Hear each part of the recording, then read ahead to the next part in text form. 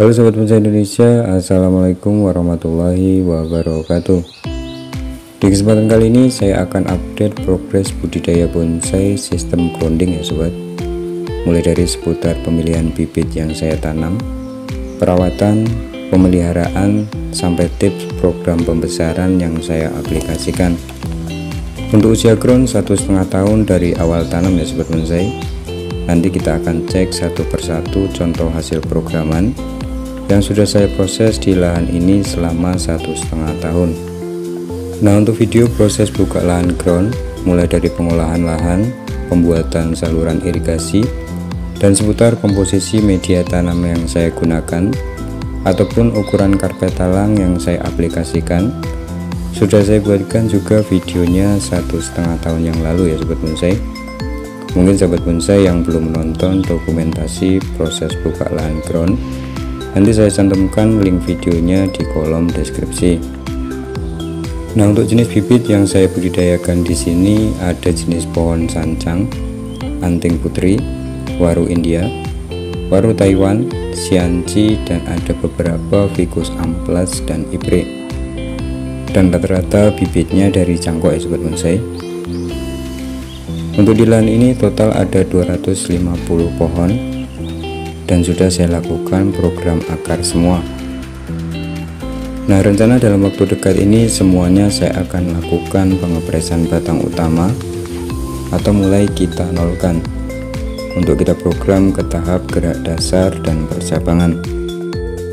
Jadi saya akan mulai bekerjakan bertahap ya sobat, karena untuk pengerjaan di lahan ini saya kerjakan sendiri, jadi pelan-pelan sambil menikmati prosesnya. Oke sobat bonsai, kita mulai dari bahan sancang terlebih dahulu. Nah, ini contoh sancang yang saya program 1,5 tahun dan masih los pucuk. Untuk bahan sancang semua bibit dari cangkok ya sobat. Jadi untuk sancang saya mengaplikasikan bibit dari hasil cangkok pecah batang los pucuk seperti ini dengan ukuran batang sebesar ballpoint. Jadi dengan teknik ini proses pertumbuhan dan tahap program akar ataupun pembesaran lebih cepat. Nah, untuk cara ini juga sudah pernah saya buatkan videonya ya sobat bonsai. Mungkin untuk lebih jelasnya bisa menonton video saya sebelumnya. Untuk link video saya cantumkan di kolom deskripsi. Nah, contoh berikutnya seperti ini hasil dari bahan cangkok pecah batang los pucuk setelah usia 1,5 tahun. Untuk perakaran sudah keliling dan sudah melalui tahapan pecah batang. Untuk sementara masih saya los atau saya liarkan ya sobat bonsai untuk mengejar pembesaran batang dan penutupan dari bekas pecah batangnya. Mungkin sobat bonsai yang ingin mencoba budidaya sancang, cara ini bisa menjadi opsi karena sangat mudah diaplikasikan dan pertumbuhannya pun sangat cepat. Nah, untuk contoh bahan yang sudah saya lakukan pemotongan batang utama, contohnya seperti ini ya sobat bonsai, sudah mulai tumbuh tunas baru. Tinggal kita fokus ke gerak dasar atau kerangka. Untuk cabang kita los sampai target ukuran yang kita harapkan, baru kemudian kita press. Nah, untuk bahan selanjutnya dari jenis anting putri ya sobat. Untuk awal tanam sebesar jempol tangan dan sekaligus saya lakukan tata akar saat penanaman awal. Untuk pertumbuhan anting putri di lahan ini sangat cepat. Jadi awal tanam seperti ini ya sobat bonsai dengan kondisi bibit los pucuk. Dan saat ini untuk size batang bawah sudah hampir 3 kali lipat besarnya dari sebelumnya. Bahan selanjutnya sama ya sobat bonsai dari bibit los pucuk. Jadi dulu saat awal tanam seperti ini dan saat ini pertumbuhan sangat subur. Untuk perakaran sudah keliling. Tahap berikutnya tinggal kita press cabang utama. Nah, contoh berikutnya anting putri yang sudah mulai saya cangkok dan siap kita lakukan pengepresan batang utama. Jadi dulu awal tanam seperti ini ya sobat bonsai. Bisa kita bandingkan size-nya setelah 1,5 tahun dari penanaman. Untuk bahan selanjutnya dari jenis waru India ya sobat. Untuk bibit waru India semua dari hasil cangkok. Nah, ini contoh waru India bahan demek yang sudah saya lakukan pemotongan batang utama. Untuk akar sudah keliling dan percabangan sudah mulai rapat. Untuk tahap berikutnya saya akan lakukan pengepresan cabang untuk kita program ke tahap anak cabang.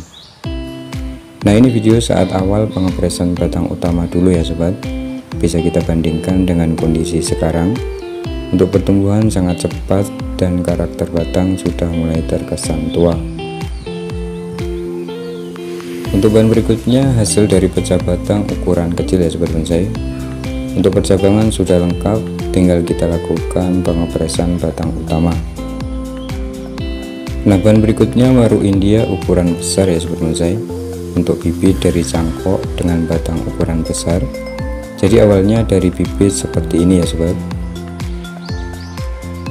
Nah, untuk dokumentasi proses cangkok waru ukuran besar dan penanaman awal sudah pernah saya buatkan videonya. Untuk lebih jelasnya, mungkin sahabat bonsai bisa menonton video saya sebelumnya. Untuk link video dokumentasi saya cantumkan di kolom deskripsi.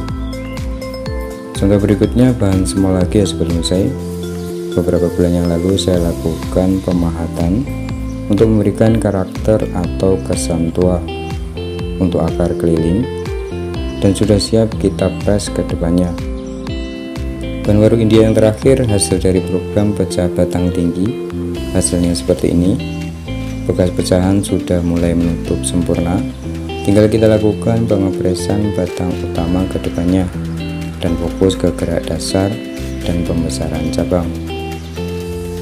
Nah, bahan selanjutnya dari jenis waru Taiwan program demek juga ya sobat.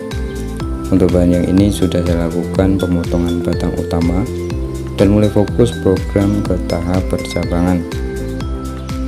Bahan selanjutnya waru Taiwan bahan bogel hasil dari pecah batang ya sobat. Kondisi masih los busuk. Untuk calon cabang 1, 2 dan terusan sudah lengkap. Untuk bahan berikutnya waru Taiwan contoh program liukan ekstrim ya sobat bonsai. Bibit kita program gerak dasar dari turun cangkok. Untuk perakaran keliling dan kondisi pohon sangat subur.